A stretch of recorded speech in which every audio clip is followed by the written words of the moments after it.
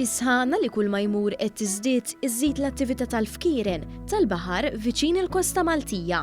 Kif huwa f'dan il-perjodu tas-sena li dawn il-ħlejaq marittimi jitlgħu fuq il-bajjiet biex ibidu il-bajt fir-ramel.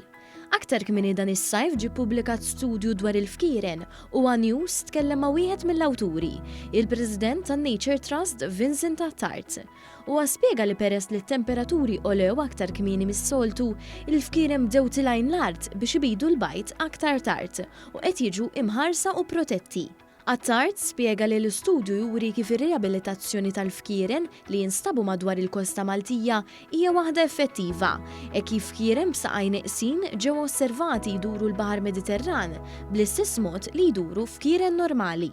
Tawna ħafna informazzjoni tal-foraging grounds u anki tawna informazzjoni pereżempju kellna fekruna li domna nitrekkjew għat minn 12 xahar sakemm nagħmlet il-batterija, dina kellha fl-Iper nieqsa, fil-fatt telat Malta sqallija u l-Italja raġgħet ġiet Malta, niżlet Tunezija, marret il-Libja, marret Sardenja u anke kellna fkieren li waslu Barcellona, ġifieri turi li daw jimxu fi ftit xhur ukoll u jduru fast u jibqgħu jiklu bħal fkieren oħra l-oħrajn. Għalhekk l-appell tan-Nature Trust huwa biex aktar mis-soltu kull min iżur il-bajjiet Maltin u Għawċin jieħu ħsiebhom billi fost l-oħrajn ma jħaffirx ħofor fir-ramel, hekk kif hawn jistgħu jinqabdu fihom il-fkieren.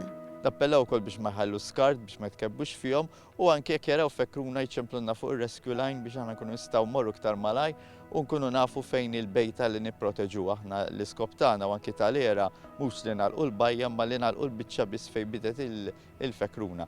Jekk wieħed jara xi fkieren fil-baħar li għandhom bżonn għajnuna jew anke xi bejtiet fir-ramel jista' jċempel li t-tim tal-salvataġġ tan-Nature Trust fuq 9999 9505.